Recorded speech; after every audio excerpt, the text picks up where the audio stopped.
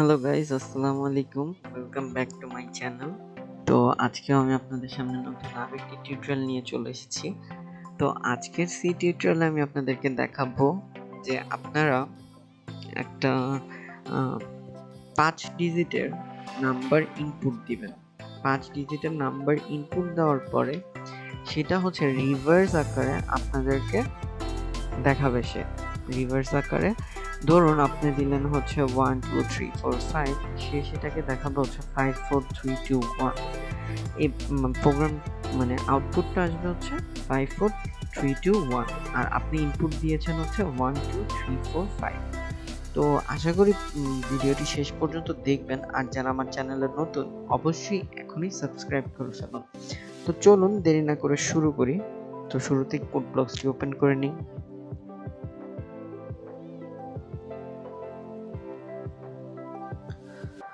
create a new project থেকে console application C, তারপর হচ্ছে আজকে আমরা শিখব হচ্ছে reverse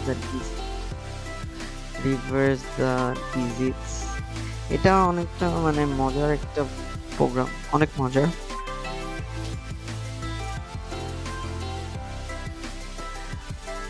রিভার্স করবেন সেটা অবশ্যই অনেক মজার হবে।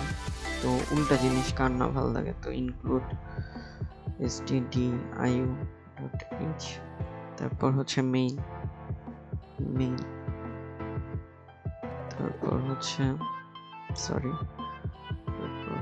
আমরা এখন এখানে ইন্ট দুইটা ইন্টিজার নিতে হবে। একটা হচ্ছে আমরা ডিক্লেয়ার করে দিব অ্যাসাইন একদম fixed int number is equal to 0, আরেকটা নিলাম হচ্ছে আমরা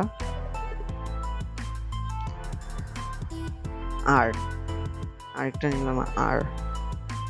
তো এখন printf দিয়ে হচ্ছে সে আপনার কাছে নাম্বারটা চাইবে। তো আমরা লিখলাম enter your number।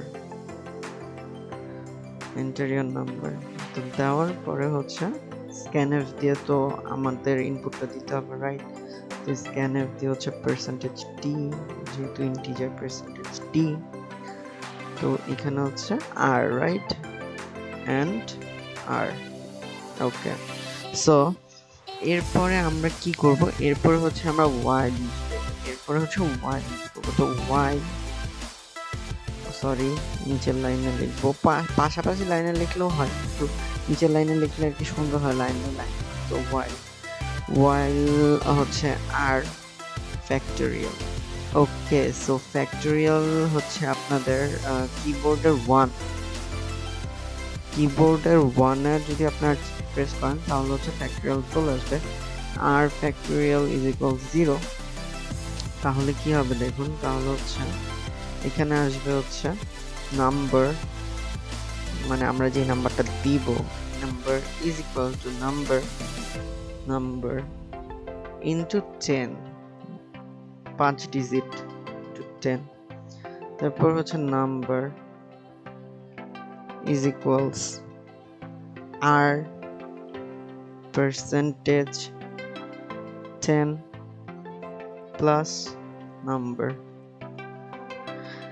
ওকে, তারপর হচ্ছে r is equals r by 10 হবে। ওকে, তো এখন লুপের বাইরে চলে গিয়ে printf আবার আরেকটা প্রিন্ট করবে সে, printf %d। ফাইনালি সে আউটপুটটা এখন এখানে প্রিন্ট করবে। তো printf নাম্বার, তো আমরা নাম্বার কি 0 ধরে নিয়েছি, 0 হইতে পারে, সেই কারণে উপরে হচ্ছে নাম্বার লিখে দিয়েছি। সো এখন এখানে কি করলাম আমরা, এখানে নাম্বার ইজ ইকুয়াল টু 0 আর হচ্ছে আর নিলাম আরেকটা ভেরিয়েবল। তারপর printf দিয়ে হচ্ছে আমরা একটা লাইন লিখলাম, মানে প্রোগ্রামটা যেটা আমাদের কাছে ইনপুট চাই সেই লাইনটি লিখলাম। তারপর scanf দিয়ে হচ্ছে আমরা আমাদের নাম্বারটি দিলাম। তো আমাদের নাম্বারটি দেওয়ার পরে সে হচ্ছে পরের লাইনে যাবে while। তো while এ যাওয়ার পরে সে দেখবে r ফ্যাক্টোরিয়াল হচ্ছে, মানে আমরা যে নাম্বারটা দিয়েছি সেই নাম্বারটা কি 0 ইজ ইকুয়াল 0 কিনা। যদি 0 হয় তাহলে সেইটার ভিতরে যাবে, যাওয়ার পর নাম্বার, তো আমরা যে নাম্বারটা দিয়েছি সেই নাম্বারটা ইজ ইকুয়াল নাম্বার ইন্টু 10, 10 দ্বারা গুণ দিবে। গুণ দেওয়ার পরে কি করবে, পরের লাইনে চলে আসবে। আবার সে কি করবে, এই যে যেই নাম্বারটা দিয়েছি আমরা, এখন যে নাম্বারটা আসছে 10 দ্বারা গুণ দেওয়ার পরে যে নাম্বারটা আসছে সেই নাম্বারটা কি করবে, ইজ ইকুয়ালস আর, মানে আমরা যে নাম্বারটা দিয়েছিলাম শুরুতে, যে নাম্বারটা মানে এখানের যে নাম্বারটা, এই নাম্বারটা 10 দ্বারা ভাগ হবে। ভাগ হওয়ার পরে আবার যোগ হবে কি নাম্বার, মানে এই নাম্বারটা যোগ হবে। যোগ হওয়ার পরে কি করবে, আর ইজ ইকুয়ালস, এখন আমাদের যে আলটিমেটলি যে আর এর মানটা যে বের হবে ইজ ইকুয়ালস আর is equal divide by 10। Okay, আবার সে ভাগ করবে, ভাগ করার পরে আলটিমেটলি সে কি করবে, আমরা যে নাম্বারটা দিয়েছি সেই নাম্বারটাকে সে প্রিন্ট আউট করে দেখাবে। চলুন কম্পাইল করি। ওকে, নো প্রবলেম, তো রান করি।